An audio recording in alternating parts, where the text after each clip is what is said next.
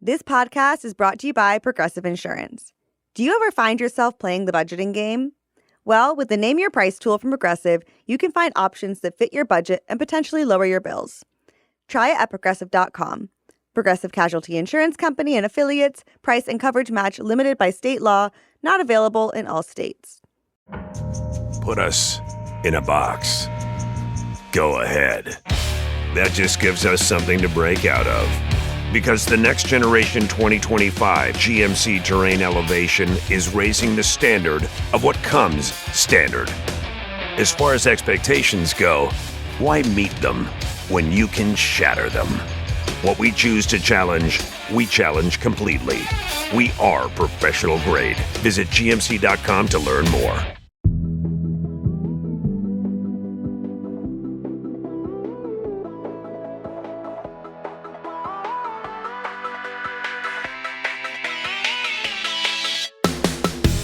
Hey, I'm Candice Lim. And I'm Kate Lindsay, and you're listening to ICYMI. In case you missed it, Slate's podcast about internet culture. And Candice, do you ever have one of those moments where you're browsing through Twitter, or if you're me, deleted Twitter, so TikTok, and you like randomly see a video from someone you truly haven't thought about in like 10 years? Oh, yeah. And like, I kid you not, this is so relevant because for the past few days, if you go on the Pop Culture Chat subreddit, they have been dropping a bunch of Selena Gomez like music videos. They'll be like, it's the 15th anniversary of Round and Round. It's the 15th anniversary of Love You Like a Love Song. And I was like, yeah, it's called an album. But you guys are making separate posts. That's great. That's great. Yeah, so you're getting Selena Gomez throwbacks, or I will sometimes see an update on someone like super internet-y, like Dan and Phil or Tyler Oakley, who I watched when I was younger. And then they appear on my screen and it's like, oh my God, you're still going. And I felt that way watching this clip that I must show you and ask, do the people in this video mean anything to you? Okay, so we hear Frank Sinatra. There's a stage and a bunch of old school creators like Smosh, Tyler Oakley, Grace Helbig. They're walking out. They're accepting these awards for what appear to be like a Hall of Fame thing. Right. And it's very meaningful, very heartfelt. Oh, there comes Joey Graceffa. Kind of forgot about him. It's a little Kids' Choice Awards-y. Yeah, okay, yes. It's absolutely giving Kids' Choice Awards. And then the big emotional moment is they're doing I Did It My Way. And the creator who walks out is Hank Green, kind of like grandfather, daddy of the internet. And did it my way. Aww. Gorgeous. Yeah, so that is a clip from this year's VidCon, which took place, as it always does, in Anaheim, California. It is the annual convention for video creators. So that's YouTubers, TikTokers, streamers, pretty much anyone who's big on the internet. So this was the 14th VidCon since it was first held. It also happened to mark YouTube's 20th anniversary. And so in honor of that, the convention announced sort of these first ever inductees to the VidCon Hall of Fame. Yeah, and so all these names we just listed, OGs of the OGs, basically. Yeah, crucially, ones who are still creating videos to this day. So that's Rhett and Link, Tyler Oakley, Grace Helbig, Joey Graceffa, I'm sorry for forgetting about you, Rosanna Pansino, Smosh, and then, of course, Hank Green. Yeah, and Hank is one half of the Vlog Brothers who, lest we forget, founded VidCon. Yeah, like him getting a Hall of Fame nod is like very Mark Jacobs by Mark Jacobs by Mark Jacobs. But I don't think anyone would say Hank doesn't deserve it. Plus, VidCon was actually acquired by Viacom in 2018 and then last year by a company called Informa. And so Hank's more so adjacent. Like, this is not actually him giving himself an award. Yeah, and we'll get into VidCon's entire legacy later in the episode. But Kate, were you a big watcher of any of these creators? Are you still? The Vlog Brothers were absolutely how I got into YouTube. And so that's the channel that John and Hank Green, they still share it. They post videos back and forth to each other. I'll watch them sometimes when they pop up. I'm still a subscriber. But I consumed their content almost religiously when they first got started back in the early aughts. Hi there, this is John Green. And I'm Hank Green, and we are the Vlog Brothers on YouTube. And we are making this video a frequently asked questions video for the purposes of answering some questions that are frequently asked. People are often confused. confused. Yeah, that's like, a lot more millennial than I remember. Yeah. And what's even harder about that is I do believe they're younger than me in that clip. And that's really hard to stomach. I was going to say, I literally was like, are we older than them? Than they were in that clip? Yeah, they're pretty, yeah. So that's all that was actually really hard to consume. So I'm going to move on to Grace Helbig, who I also loved. I don't know if anyone actually remembers.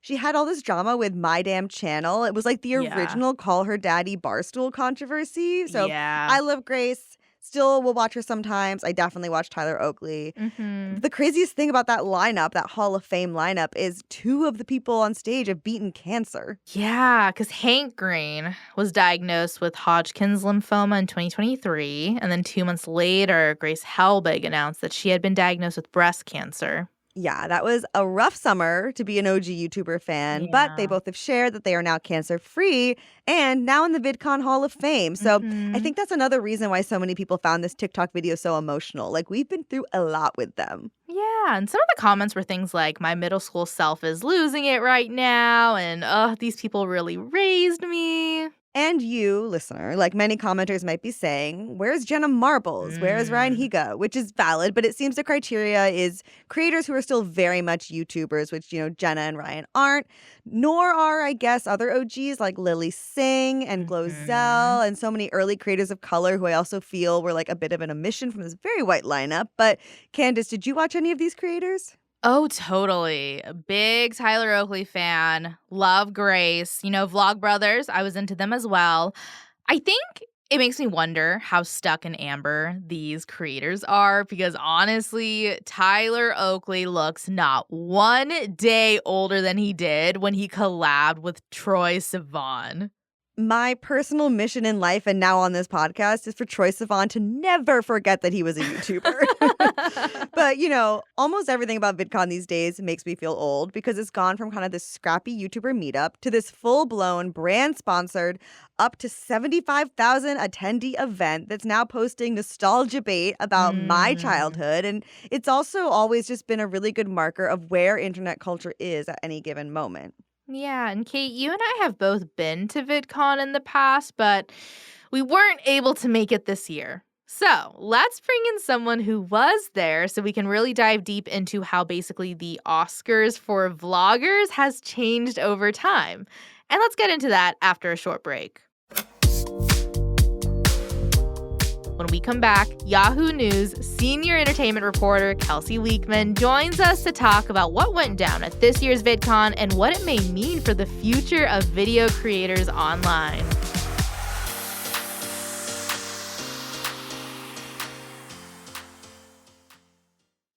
Oh, ICYMI listeners, do I have a scoop for you?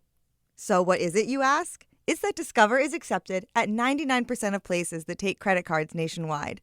Now, before anyone goes suggesting that this is just a rumor, know that there's actual proof that this kettle of tea is not only piping hot, but 100% true. So, yeah, sometimes it pays to be a little nosy, but it always pays to discover. Based on the February 2024 Nielsen report, learn more at discover.com/creditcard. You know what doesn't belong in epic summer plans? Getting burned by your old wireless bill. You should be planning beach trips and barbecues, and your wireless bill should not be holding you back. That's why you should switch to Mint Mobile. I love the quality of Mint Mobile's wireless service in comparison to my old provider. I take a lot of calls to and from work, and I have to say, they don't drop, and I'm saving so much on Mint Mobile. Say bye-bye to your overpriced wireless plans, jaw-dropping monthly bills, and unexpected overages. All plans come with high-speed data and unlimited talk and text delivered on the nation's largest 5G network. This year, skip breaking a sweat and breaking the bank. Get your summer savings and shop premium wireless plans at mintmobile.com/ICYMI. That's mintmobile.com/ICYMI. Upfront payment of $45 for 3-month, 5GB plan required. Equivalent to $15 per month. New customer offer for first 3 months only, then full price plan options available. Taxes and fees extra. See Mint Mobile for details. Hey listeners, we are working on something fun for Pride this year and we need your help. We're making an episode about coming out on social media and we want to hear your stories. So whether you posted a quick tweet or produced a full-on YouTube video about it, we want to hear from you. Did coming out online make things easier IRL or more complicated? Maybe seeing someone else's coming out post helped you to do the same.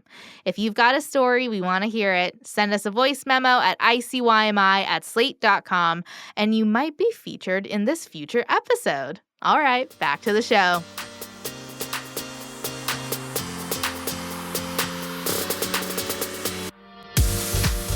And we're back. Joining us on the show today is Yahoo News senior entertainment reporter Kelsey Weekman. Hello, Kelsey. Hello, guys. Hello, Kelsey. I'm sitting across from you, and I feel like Terry Gross. You are Terry Gross. I am Terry Gross. That's what I was told.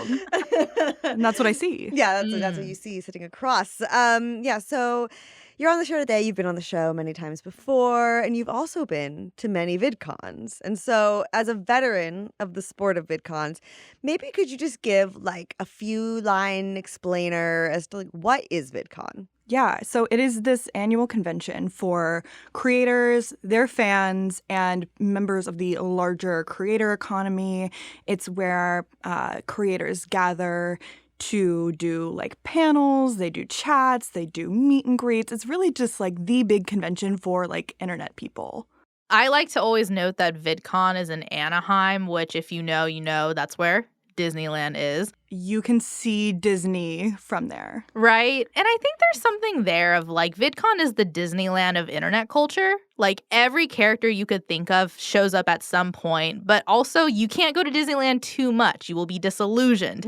And the one thing that binds all three of us together today is that we have all been to VidCon, either as reporters or fans. So I think we should go around and maybe give like our first or favorite VidCon memory. Kate, I want to hear yours. Okay, so my first, if we're going to like first time VidCon entered my consciousness, we'll talk a bit more about how VidCon got started in a few, but that would be when I heard about it because I was a follower of John and Hank Green who co-founded it, and I just remembered watching all these creators who I really loved all hanging out in the same room and being really, really jealous. And then when I was there, it was in 2019, I was there with Refinery 29.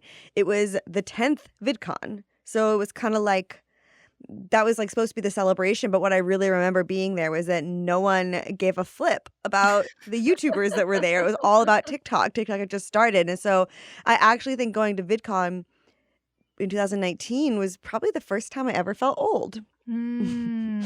And so that's me. That's me. What about you, Candice? Yeah, I went 3 years before you. So I went in 2016. I was there on assignment for Hollywood Reporter. And LOL, it was my dream assignment. I was like bugging the digital reporter at the time, like, please get me a press pass. Thank God she did. And the big headline out of that year was that Dwayne "The Rock" Johnson was there, and he was announcing that he was going to start a YouTube channel. That was the thing. I also remember like Lily Singh was there. I remember Joey Graceffa's Escape the Night. There were ads for that all over the place. And this was also kind of when industry like Hollywood, they were doing panels upstairs. They were trying to get in and like talk to like and like connect with other creators because they kind of realized that they are now seeing some money in this industry.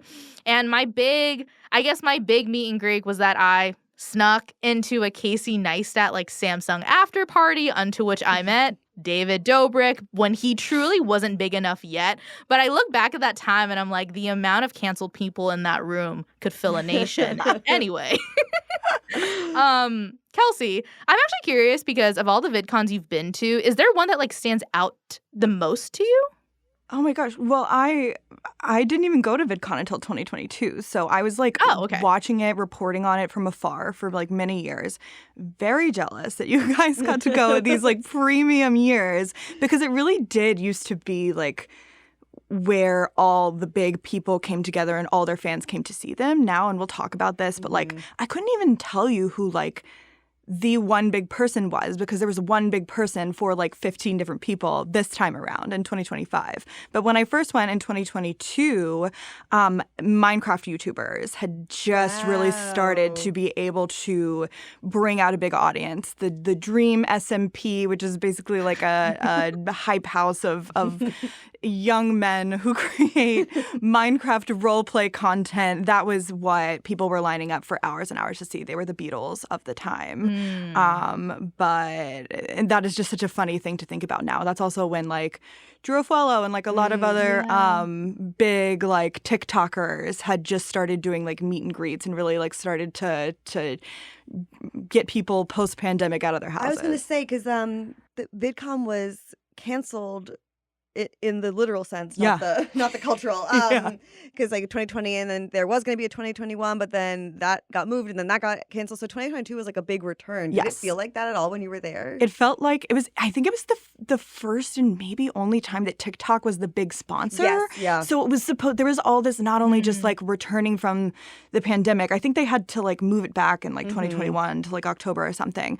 But it was supposed to be like the rebrand, the new reinvigorated year, and it felt very uncanny. Yeah, every year is a little uncanny, and we'll talk about this later too. But then it was like, never mind. Yeah, TikTok's not the sponsor. Yeah, anymore. No, we're back to YouTube. Yeah, we're back to YouTube. But yeah, I think for those who maybe don't have a favorite YouTuber or maybe observe this industry from a distance, the best comp for VidCon is like Comic-Con, and they followed a similar path where VidCon started as kind of just for the nerds of the internet, and like I mentioned that was how it first came across to me. I was like, these are all the niche little people I watch online. They each maybe have like, I don't know, a couple thousand followers. And now they're all in a room. How cool is that? So that was 2010. And I actually brought a clip to give an example of sort of what that energy of the first VidCon was like. All the way across the sky. Yeah, so intense. Candice's face I just saw.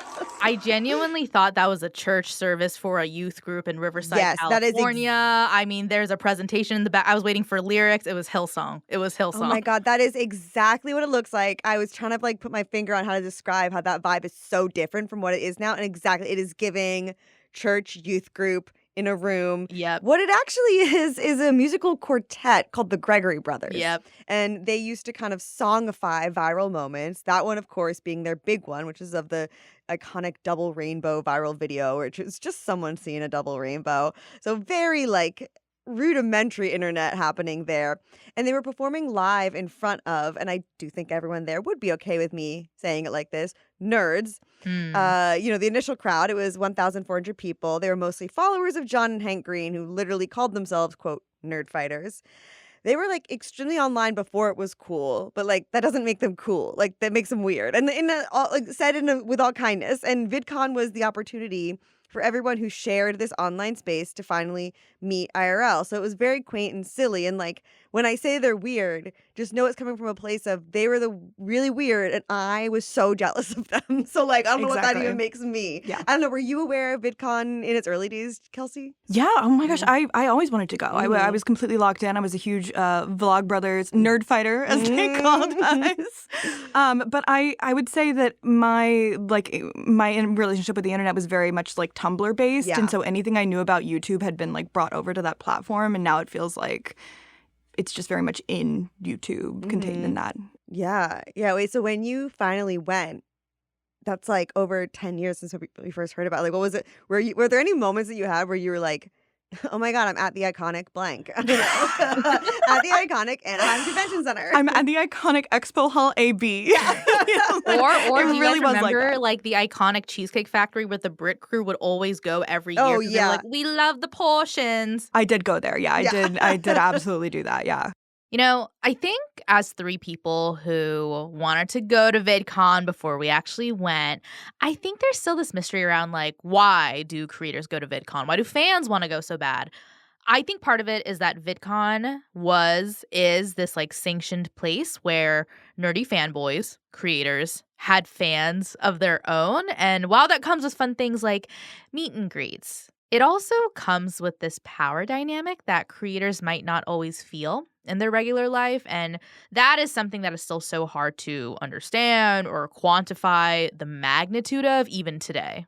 Yeah, I feel like especially early VidCon was this place where to really exercise and figure out in real time, like truly what we were dealing with there on the internet, because you had all these fans in these little corners of the internet, but then you're finally putting them all in one place. And that's kind of the first time I feel like these creators who in many cases went to YouTube due to feeling like socially ostracized in real life, they're now finding themselves being like rock stars almost, and they're having all these fans. And it's actually in 2014, YouTube basically had its own kind of Me Too scandal where women came forward. They accused over 40 male creators of sexual misconduct. And, you know, at that time, the YouTube community, it was still very scrappy. So this was mostly policed through like master posts. I remember there was a big one on Tumblr and just like holding each other accountable.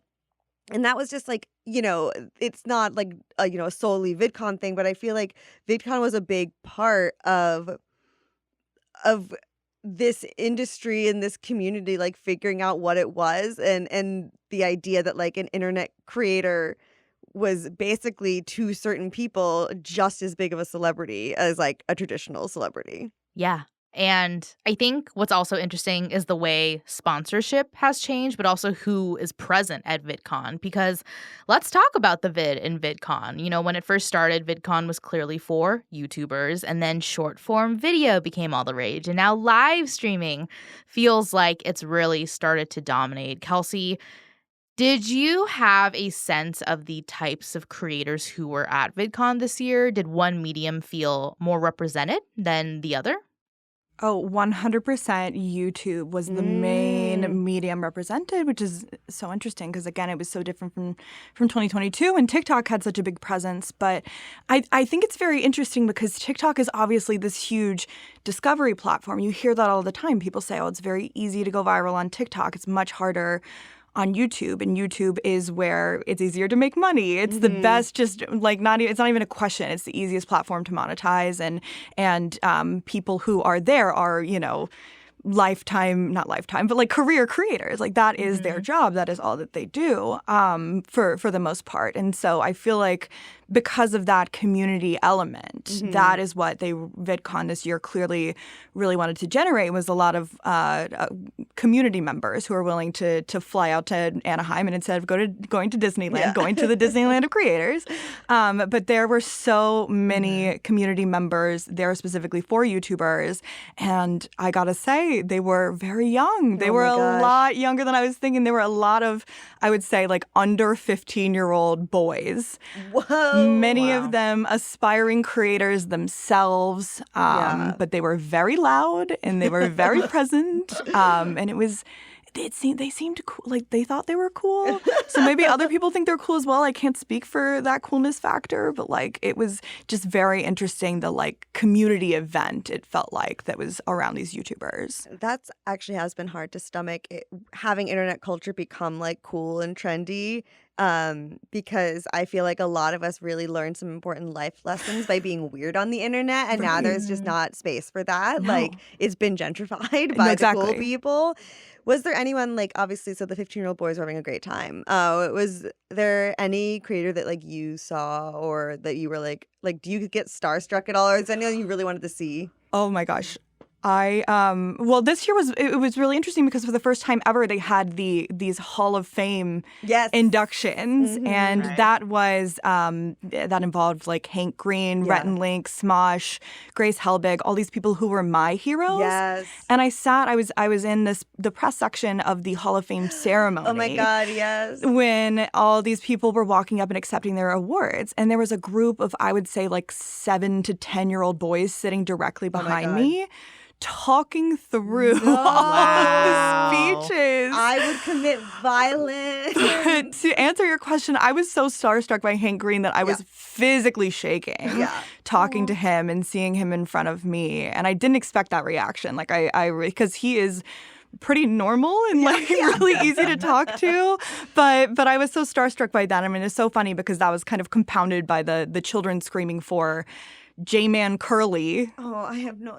You could have literally made that up. I could have made it up. You could have literally just said some syllables. Oh, you're not going to believe... Wait, can I tell you who he is? Yeah. Okay. He is a YouTuber, and he plays video games, many such cases. He plays a game called Gorilla Tag. Okay.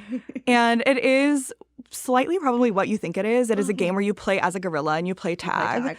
But it's VR, so you have to wear a headset and you are the gorilla. No. And That's his thing. That's his thing. He's a nice 22-year-old with a rabid fan base of children sitting behind me. It's like, I don't want to knock that because, like, you know what, we just listened to a clip of a band singing Double Rainbow. Like, that's weird too. And so it's like, that's kind of like things that VidCon being like indecipherable is kind of what makes VidCon VidCon. So I am happy about that. One thing I remember from when I went, I should have had this be like my memory that stands out, because VidCon was me, a woman. You end up sometimes in like the most ragtag crews, and so it was me, a very nice woman who works at Sesame Street, and then these two guys from the BBC who were there from England and not really understanding what they'd gotten into, and somehow we became like a group. But the most important thing I got was the woman who worked at Sesame introduced me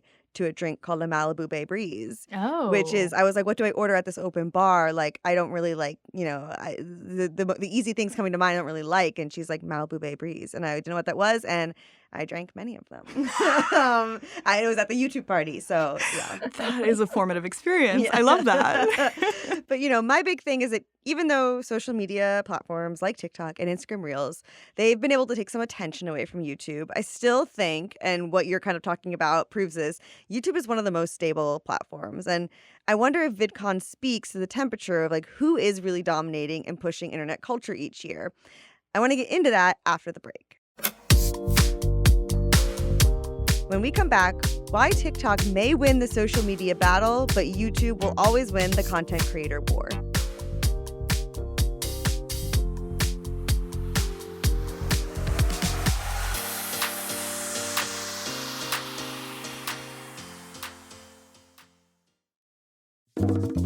This podcast is brought to you by Progressive Insurance.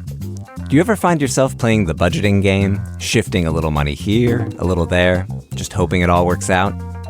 Well, with the Name Your Price tool from Progressive, you can be a better budgeter and potentially lower your insurance bill, too. You tell Progressive what you want to pay for car insurance, and they'll help you find options within your budget. Try it today at Progressive.com. Progressive Casualty Insurance Company and Affiliates. Price and coverage match limited by state law. Not available in all states. She's made up her mind to live pretty smart. Learn to budget responsibly right from the start. She spends a little less and puts more into savings. Keeps her blood pressure low and credit score raises. She's cutting debt right out of her life. She tracks her cash flow on a spreadsheet at night. Boring money moves make kinda lame songs, but they sound pretty sweet to your wallet. PNC Bank, brilliantly boring since 1865. Oh, ICYMI listeners, do I have a scoop for you? So what is it, you ask? It's that Discover is accepted at 99% of places that take credit cards nationwide. Now, before anyone goes suggesting that this is just a rumor, know that there's actual proof that this kettle of tea is not only piping hot, but 100% true. So, yeah, sometimes it pays to be a little nosy, but it always pays to discover.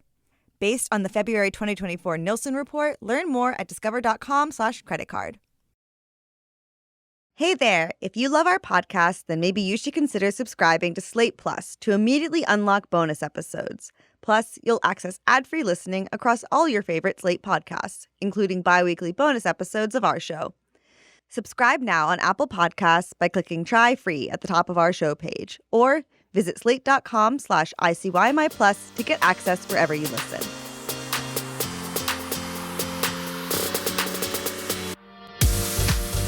And we're back, and I want to read you guys some findings from the Pew Research Center. So in 2023, they sent out a survey, and they found that YouTube is the most used platform for American adults. So 83% of American adults say they've ever used it. And for context, the second most is Facebook at 68%, and then Instagram at 47%. And then in 2024, this kind of tracks with what you were saying earlier, Kelsey, they asked teens aged 13 to 17 the same question, and 90% of them say they use YouTube, which is almost 30% higher than the runner-up, which is TikTok, and then Instagram right behind it, but they're basically neck and neck. Okay, so I'm like doing the math here, Kate, and I feel like you're basically saying everyone loves YouTube. Yes, mathematically speaking, everyone loves YouTube. And yet, though, I feel like culturally, all we hear about is TikTok. Like, brands and products like want to brag about being like TikTok viral and like music gets popular on TikTok. And I don't know, Kelsey, do you have any thoughts as to why we never see a headline that's like, this blush is going viral on YouTube, even though that's like where surveys show most people are hanging out? Yeah, no, oh my gosh. And the YouTube trending page is very helpful. You can like very easily see what's trending and see what people are talking about. But it's just so much more about community. You go there to see a person or a kind of video, and on TikTok you open it up to kind of find out what's going on. And because TikTok is so much it's short form and it's easier for discovery. It's all kind of about new things. But YouTube is almost, when I explain it, I'm like, it's almost like a utility at this point. Like it's something you throw on. It's not like you're not using it as actively. You can kind of be more passive with it. So it's easier to let it suck up all your time. Yeah, like, and sometimes, it's like, is this how everyone uses it or is this just a me thing? But I like I just go to YouTube and then I just go to my subscription box. Like I do discover people through YouTube, but really not that often. I more so go see people I already have signed up to see, which is also kind of different. Like I'm not really there being like, I want to see a stranger. It's like, no, I want to see my friend Zoella, my best friend of 15 years. Mine too. We share that. Yeah. Yeah.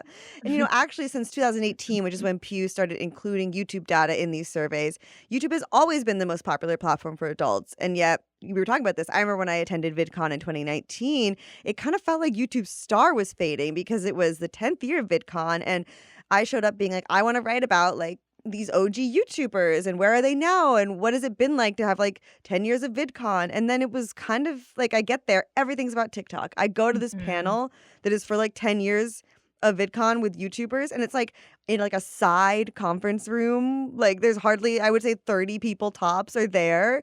And I was like feeling really bummed. And like it was confirmed because here's a BuzzFeed headline that was after that specific VidCon. It was, at VidCon's 10-year anniversary, influencers, fans, and brands all seem ready to leave YouTube behind. Yeah. And we kind of mentioned that in 2021, TikTok did end up taking over YouTube as the main sponsor of the event, which I think makes sense because there are so many TikTok influencers who literally were like, my story is that I was laid off in the pandemic, joined TikTok, now I have 1 million followers. And so that does kind of make sense. Yeah. But in 2023, it looks like YouTube is back as one of the big sponsors. So Kelsey, what did you make of TikTok and YouTube's presence at this year's VidCon? Did it feel like one dominated more than the other? Oh, by far YouTube dominated. I feel like it wasn't even close. It actually is so substantial that I remember looking around for like evidence of TikTok, like genuinely on the floor, like with my magnifying glass out, like looking for TikTok. And they had this little like kind of like brand activation thing in the expo hall where a lot of brands had things set up. And that was like all I could find. That's so crazy because when I was there, I remember I went, this was 2019, and TikTok threw like a huge party and it was like coveted to get in there. And I like don't know how I got in there, but I did. I got into the event and it was like like it was swarms were outside trying to get in. And I was like, oh my gosh, like what is this? And now to hear that it's just a booth now is so wild. Do you have any like idea about why? Yeah. Well, I think for starters, I think that there were definitely TikTok creators there. I mean, there are so many featured. There's like not hundreds, but there's more than 100 featured creators there. So there were a few. But I just think that it is a better kind of return on investment for YouTubers because they can guarantee that people will actually like leave their houses to come see the people that they like. And I love TikTok. I spend so much time on TikTok every day. I can't imagine leaving my house. Right. For a TikToker. Yeah. And I know right. I'm not their target audience necessarily for that, but like it really is like you form so much more of a relationship with YouTube. Well, because you're getting so much more of their time. Like you're spending a day in their life with them or whatever, but in like a real like 40-minute vlog way, not in like a minute clip. And I've always been loyal to YouTube because like for the most part its mission and like the promise it's made for like what it is has never changed. It's just a place to post videos. And like Instagram, Facebook, and Twitter, they've like tried to be everything. And they're also, especially Instagram, totally unrecognizable from when they first started. And it kind of feels like YouTube's slow and steady, just hard work being like, we are what we say we are. It's kind of paid off because now you hear people referring to it as the new TV. Like you say, you go there just going to put something on. And in fact, back in February, YouTube revealed that YouTube now gets more of its total U.S. viewership on TV sets than on mobile devices. To that, I do say justice for laptops because I put my laptop on my toilet seat and I watch YouTube in the bath. I don't know what those numbers are. But Kelsey, do you think YouTube is the new TV? I do. Oh my gosh, of course. And I know when I say that as an entertainment reporter, people are always like, okay, Netflix or big studios. And I'm like, it's YouTube. Yeah. It's absolutely YouTube. But one of the reasons why I think that people are going to go to YouTube, creators are going to go to YouTube. And instead, there were a lot of panels about kind of how to break into Hollywood, stuff like that. And everyone just kept coming back to the fact that like, AdSense revenue from YouTube will sustain you whether or not you get an agent, get a pilot, get an overcompensating on Prime Video, get anything like that. Like you have a safer bet, you have a better audience. So it really benefits creators and it's more accessible to consumers. So I think it's kind of, it's the new TV. I'll say it. Yeah. Yeah. I think something like VidCon is also useful for seeing trends emerge. That's why there is a track called the industry track, and this is usually like very Hollywoody people coming down from LA to Anaheim just to kind of like feel out, see if maybe there's like new clients to be had, seeing like who are the 15-year-olds caring about. And so is there anything you saw this year that you think we should be keeping an eye on for the future? This could be creators or types of content or anything else. Yeah. It sounds like this, I've already forgotten his name, Curly Whirly guy. What is this? Man Curly. Okay. Oh my gosh. Well, certainly never underestimate the streaming YouTubers. Yes. They are so in the video game YouTubers. They are so powerful. I actually went to a few industry track panels, and it was really interesting because I would go to something that was fascinating to me, and no one would be there. And then I would hear that was because there was an AI panel happening at the same time. And to me, it's like I go to South by Southwest every year, never on purpose. I always just end up there. But that is a very tech-heavy festival, and a lot of creator economy stuff happens there. But they've been talking about AI for years, and it feels like now the big panels that everyone was trying to go to were like, here's specifically how you can use AI to be a creator and to like streamline your life and to make sure your brand is creating content and stuff like that. And it is kind of scary and dystopian. Well, I was going to say, because I feel like if you were to go to like, not that I would ever want to go to this, but like a journalism convention, no one would be caught dead at an AI panel. Like it's very taboo. And I was, a part of me was like, that probably carries over to all creative fields, but it sounds like no. And does this coincide because Mr. Beast announced also this thing where he's like using AI to like do your thumbnails? Yeah. Like, so people seem jazzed. Well, I mean, here's the thing. Mr. Beast was not at VidCon, but everyone was talking about him because of his... I mean, not only he's the most followed YouTuber, he's the most successful YouTuber, is number one on every single list, but he also has this huge, again, Prime Video show. So he's made it out of to mainstream traditional entertainment, and he's also kind of conquered this world, and so that's very fascinating to people. But a lot of people were talking about like not just he's really pushing AI thumbnails, but like, oh, there's so many other ways you can use AI to streamline your experience, for video ideas, for editing, for all this stuff. And it's like, well, what is fun about being a creator anymore if you're not an artist and a thinker and an editor and all these other things? But people were really thinking of it as like, not you should make your videos from AI, but like you should use these tools. That's so interesting is the word I'm going to choose for that. I don't know. I'm, part of me can be hopeful because, we've all been talking about, like, Candice, you were at a VidCon where Dwayne The Rock Johnson announced he was starting a YouTube channel. Like, that literally would mean anything. And I do remember, like, from being, like, an entertainment journalist during that time, a whole post would be about, like, so-and-so joining Instagram. So that did used to matter, and then that was a phase. And then there was when I went, the whole TikTok was so trendy, and now that's gone back down. And so my hope, and I'm like crossing every finger and limb and everything, that like that's this year AI is that thing, and maybe it'll just slide back down. Because I feel like it's like YouTube is TV, streaming is YouTube. Jake Curly Whirly is our next president. He seems like a nice guy. But, VidCon is so big now, and there really is something for everybody. Like, you can go and really make your own experience of it. But we also all have our own corners of the internet. And so to kind of round out this conversation, I kind of want to hear if everyone could design their own dream VidCon, what it would be. So, like, for me, I would definitely have a panel, all OG British YouTubers, but they all have to go down and say who they're still friends with and who they aren't and why. Then, and this sounds out of character, but I want it for, like, honestly, journalistic reasons, like a TikTok choreography class, like dance class, because I don't know how to do it. I need like a dedicated dance space. Wait, can I tell you, I saw so many people performing TikTok dances seemingly out of nowhere. Like they must have practiced somewhere else. And then where? Invite me to practice with you. Exhibit hall AB on the third floor. We're meeting up after school. Wait, were they dancing for a phone or just the general public? For a phone. Okay, never. Phone. No, never. Oh my gosh. I just like pictured like a flash mob. Like, well, that's essentially what it was. And thank you. That was what I was looking for. Is that they were doing flash mobs with the intention of creating content from it. So everything old is new again. Oh, yeah. So like, how crazy that we're doing this in the middle of VidCon. Not that crazy, actually. No. It's kind of likely place for it to happen.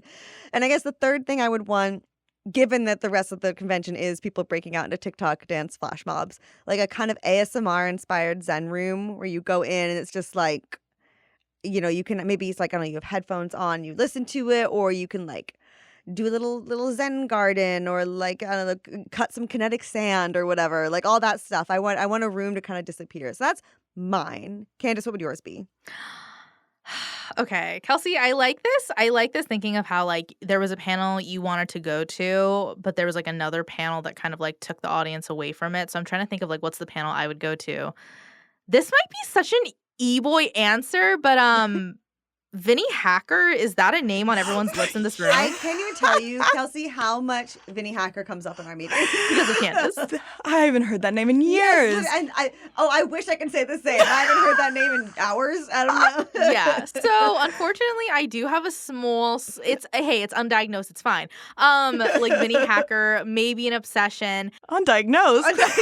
Kate just diagnosed you. Yeah, I can confidently say the signs are all there.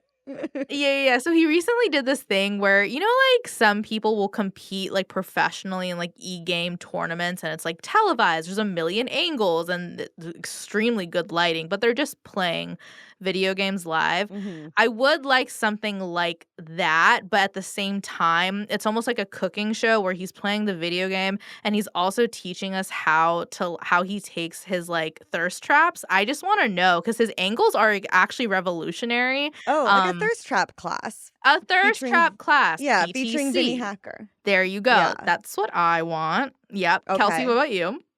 Oh, wow. I didn't see enough weirdos there. Yeah. And I think that's a problem because, and partially I understand, you don't always want to put like a face to your weird content, but maybe just, I'm thinking, this is what I would do. I would have a room where you plug your phone in and you show me, you in this situation is anyone. Sure. Show me like 10 swipes of your For You page on TikTok. And if there's weird stuff, you get to keep going, and if not, you have to leave. So it's kind of like almost like an open mic, but for your like specific I love algorithm. That. Yeah, like TikTok open mic, but it's just you're revealing. Your deep secrets. Yeah, more collaborative stuff would be nice because that is you are all in this one space, and it would be interesting. Like everyone has to contribute like their favorite TikTok video, and then they like play the whole thing. Yeah, if there's one like last thing I could add, I would love to do like a Labubu-thon. And basically just a recap, Labubus, they're these little cretin monster things. People usually use them as like keychains on their purses, but they basically are these toy monster elves and they have evil faces. But the best part is like sometimes you can buy mystery boxes. You open it up. You don't know what's inside. Monster hanging on your backpack. I think they are both hated and loved. I do love them. So I would love like a Labubu competition, actually. A fight. Yeah. A battle? Someone asked me why we haven't done an episode on them. And it's like, because I don't understand and I don't like feeling old. So I actually refuse to acknowledge what you've said. They don't exist to me. Candice, there were a lot of Labubus for sale at VidCon. And a lot of people, I took pictures of probably a dozen of them on people's bags. Oh, thank God. Because you love them. I love them, There you but go. At one point I picked one up and I said, I'm 31 years old. Yeah. I'm like, if someone gives one to me, I would accept. Just put it out there. That's what's difficult. Walking around VidCon in your 30s. It's very Lord, what is it, Stone to the Nail Salon. Like, that's a real. It's very Lord, what was that? Yeah. What was that, truly? Okay, that's the show. We want to thank reporter Kelsey Weekman for joining us on today's episode. You can find her work at yahoonews.com. We'll be back in your feed on Saturday, so definitely subscribe. That way, you never miss an episode. Leave us a rating and a review in Apple or Spotify and tell your friends about us. You can follow us on Twitter at ICYMI_pod, and you can always drop us a note at ICYMI@slate.com. ICYMI is produced by Vic Whitley-Berry, Candice Lim, and me, Kate Lindsay. Daisy Rosario is our senior supervising producer, Mia LaBelle is Slate's executive producer of podcasts, and Hillary Fry is Slate's editor-in-chief. See you online. Or outside, seeing a double rainbow.